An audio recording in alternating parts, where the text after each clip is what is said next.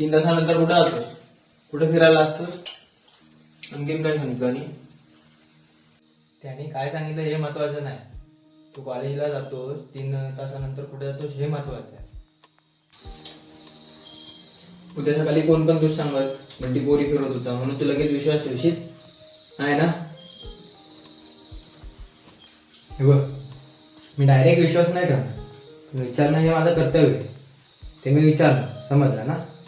दादा, तू विचारतो हे बरोबर आहे, पण मला काय म्हणायचं की हेडमास्टरांनी तुला फोन केलाय तर मला एकदा साध्या आवाजात विचारून बघ की बाबा 3 तासानंतर कुठं राहतोस, असं विचारून बघ ना. 3 तासानंतर कुठं राहतोस काय हे काय, तू रागात बोललास मग मला पण राग येणारच ना.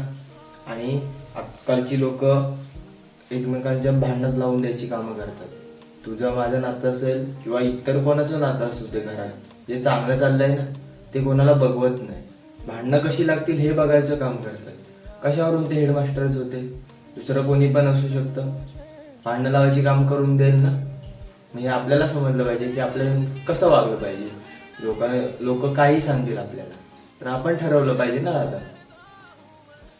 होय रे, तुझं म्हणणं बरोबर आहे. मी रागात नाही बोलायला पाहिजे होतं. पहिलं प्रत्यक्ष बघायला पाहिजे होतं, त्यानंतर तुला बोलायला पाहिजे होतं. कारण की लोक आता भांडणं लावायलाच बसले, एकमेकाचं चांगलं बघवत नाहीत त्यांना. चल ते जाऊ दे आता, मला जायला उशीर होतोय. आता बस चुकल बस.